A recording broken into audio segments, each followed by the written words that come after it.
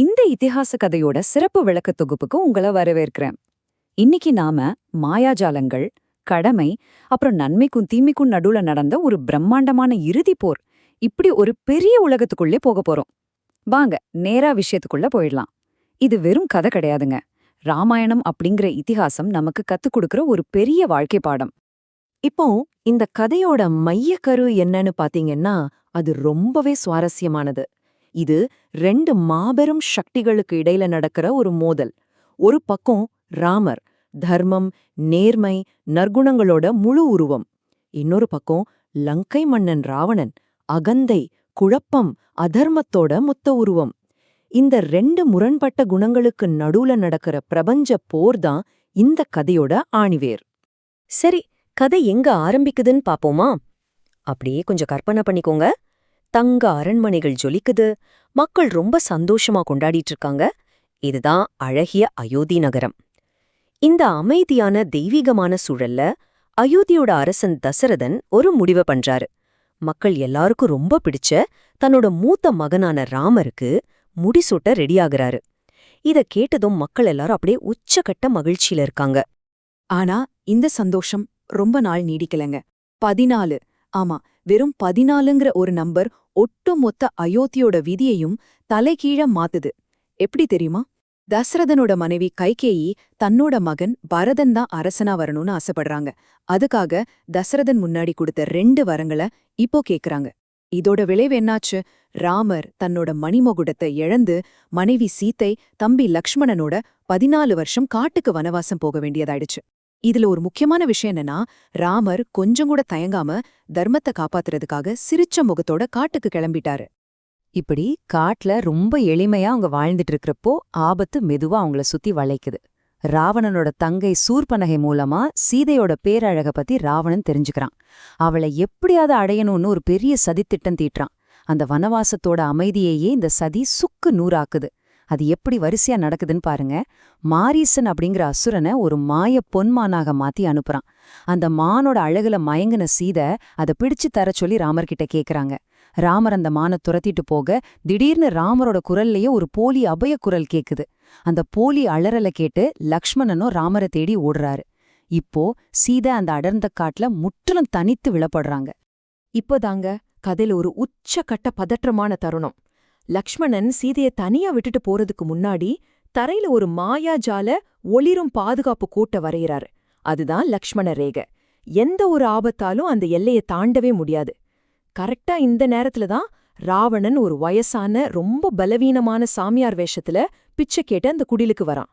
வந்தவங்களுக்கு சாப்பாடு கொடுக்கணுமேனு தர்மத்தை காப்பாத்துறதுக்காக சீத்தை அந்த பாதுகாப்பு கோட்டைய தாண்டி வெளியே வந்த அடுத்த நிமிஷம் சாமியார் வேஷத்துல இருந்த ராவணன் தன்னோட உண்மையான பயங்கரமான 10 தலை உருவத்தை காட்டுறான். புயல் வீசுற அந்த இருண்ட வானத்துல கதறி துடிக்கிற சீத்தைய தன்னோட புஷ்பக விமானத்துல வலுக்கட்டாயமா ஏத்தி இலங்கைக்கு கடத்திட்டு போறான். இந்த இடத்துல நீங்க ஒன்னு யோசிக்கலாம். தர்மத்தின் பக்கம் மனுஷங்க மட்டுமா நின்னாங்க? கண்டிப்பா இல்லைங்க.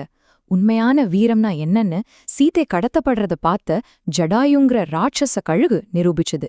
இடியும் மின்னலுமா இருக்கிற அந்த வானத்துல ராவணனை எதிர்த்து அது மூர்க்கமா போராடுது. சீதைய காப்பாத்த தன்னோட உயிரையே தியாகம் பண்ணுது அந்த மாபெரும் கழுகு. ராவரும் லக்ஷ்மணனும் திரும்பி வந்து இத பார்த்துட்டு துயரத்தோட உச்சியில நிக்கிறப்போ உயிருக்கு போராடிட்டு இருந்த ஜடாயுதான் நடந்த உண்மைய அவங்க கிட்ட சொல்லுது. ஆனா எப்பவுமே இருட்டுக்கு பின்னாடி ஒரு வெளிச்சம் வந்தே தீரணும் இல்லையா? ராமர் சுக்ரீவனோட வானர படைய சந்திக்கிறாரு. அங்கதான் அவரோட மிகப்பெரிய சக்தி வாய்ந்த பக்தரான ஹனுமானோட அறிமுகம் கிடைக்குது. மலை உச்சி மேல கையில ஒளிரும் கதாயுதத்தோட தசைனார்கள் புடைக்க கம்பீரமா நிக்கிற ஹனுமானோட இந்த உருவத்தை பார்க்கும்போதே ஒட்டுமொத்த கதைக்கும் ஒரு மாபெரும் உத்வேகமும் நம்பிக்கையும் கிடைச்சிடுது. சீதைய தேடி ஹனுமான் அந்த மாபெரும் கடலையே ஒரே தாவுல தாண்டி இலங்கைக்கு போறாரு. அங்க நிலவொளி வீசுற அசோக வனத்துல ரொம்பவே சோகத்துல வாடி போயிருக்கிற சீதைய சந்திக்கிறாரு. ராமரோட மோதிரத்தை ஒரு அடையாளமாக கொடுத்து, கவலைப்படாதீங்க, ராமர் சீக்கிரமே வந்து உங்களை மீட்பார் அப்படிங்கிற சக்தி வாய்ந்த வார்த்தைகளை சொல்றாரு. இது வெறும் வார்த்தை இல்லங்க, தர்மத்தோட வாக்குறுதி. ஹனுமான் இலங்கைய எரிச்சிட்டு திரும்பி வந்ததும் ஒரு பிரம்மாண்டமான வேலை ஆரம்பிக்குது. கொஞ்சம் யோசிச்சு பாருங்க. ஆர்ப்பரிக்கும் கடல் அலைகளுக்கு மேல இலங்கை கோட்டைய அடைய ஒரு பாலம் கட்டணும். வானரப்படை வீரர்கள் ராமர் பெயர் பொறிக்கப்பட்ட ஒளிரும் ராட்சத கற்களை தூக்கிட்டு வந்து ராமசேது அப்படிங்கிற ஒரு மாபெரும் பாலத்தை கடலுக்கு மேல கட்டுறாங்க. இது வெறும் உடல் உழைப்பு மட்டும் கிடையாது, ராவரோட மேல அவங்க வச்சிருந்த அசைக்க முடியாத பக்தியோட வெளிப்பாடு. பாலம் கட்டி முடிஞ்சதும் என்ன நடக்கும்? ஆமா, இலங்கையில மாபெரும் போர் வெடிக்குது. ராமரோட வானரப்படைக்கும் ராவணனோட அசுரப்படைக்கும் நடுவுல நடக்கிற கற்பனைக்கே எட்டாத மோதலது. நெருப்பு வெடிப்புகள், பறக்கிற அம்புகள், ராவணனோட மகன் இந்திரஜித்தோட கொடிய மாயாஜாலங்கள். இது பத்தாதுன்னு மலை மாதிரி உடம்போட கர்ஜிச்சுக்கிட்டு வர கும்பகர்ணனோட பயங்கரமான தாக்குதல்கள். போர்க்களமே அதிருதுங்க. ஆனா ராமரோட படை ஒவ்வொரு சவாலையும் ரொம்ப வீரமா முறியடிக்குது. இறுதியா அந்த காவிய மோதல் வந்துருச்சு. ராமருக்கும் 10 தல ராவணனுக்கும் இடையிலான அந்த இறுதிப் போர். வானத்துல தெய்வீக அம்புகள் ஒன்னோடு ஒன்னு மோதிக்குது. இடியும் மின்னலுமா போர்க்களமே நெருப்பா எரியுது. ராமர் இடைவிடாம தாக்குறாரு. ஆனா வெட்ட வெட்ட ராவணனோட தலைகள் திரும்ப திரும்ப மர்மமான முறையில முளைக்குது. அப்போதான் ராவணனோட தம்பி விபீஷணன் ஒரு பெரிய ரகசியத்தை ராமர்கிட்ட சொல்றாரு. ராவணனோட உயிரே அவனோட நாபில, அதாவது தொப்புள்ளதான் ஒளிஞ்சிருக்கு. நாம எல்லாரும் மூச்ச பிடிச்சிட்டு கவனிக்க வேண்டிய தருணம் இதுதாங்க. இந்த ரகசியத்தை தெரிஞ்சுக்கிட்ட ராமர் கண்களை மூடி தியானிக்கிறாரு. பிரபஞ்சத்தோட முழுமையான தெய்வீக சக்தியும் நிரம்பிய தக்கிக்கும் பிரம்மாஸ்திரத்தை தன்னோட வில்லுல தொடுக்கிறாரு. அந்த ஒளிரும் அம்பு ராவணனோட நாபிய குறிவச்சு அப்படியே சீறி பாயுது. பெருத்த சத்தத்தோட அந்த மாபெரும் அசுர மன்னன் ராவணன் தரையில சுருண்டு விழறான். அவனோட 10 கிரீடங்களும் மண்ணில விழுது. இலங்கை முழுவதுமே இந்த வீழ்ச்சியால அதிருதுங்க. அதுவரைக்கும் இருண்டு கிடந்த வானம் இப்போ அமைதியாகி வெளிச்சம் வருது. தேவர்கள் வானத்திலிருந்து பூக்களை தூவுறாங்க. தர்மம் அதர்மத்தை முழுமையா வீழ்த்திடுச்சு. இப்போ சீதை மீட்கப்படுறாங்க. வனவாசத்தை எல்லாம் முடிச்சிட்டு ராமர், சீதை மற்றும் லக்ஷ்மணனோட அயோத்திக்கு திரும்புறாரு.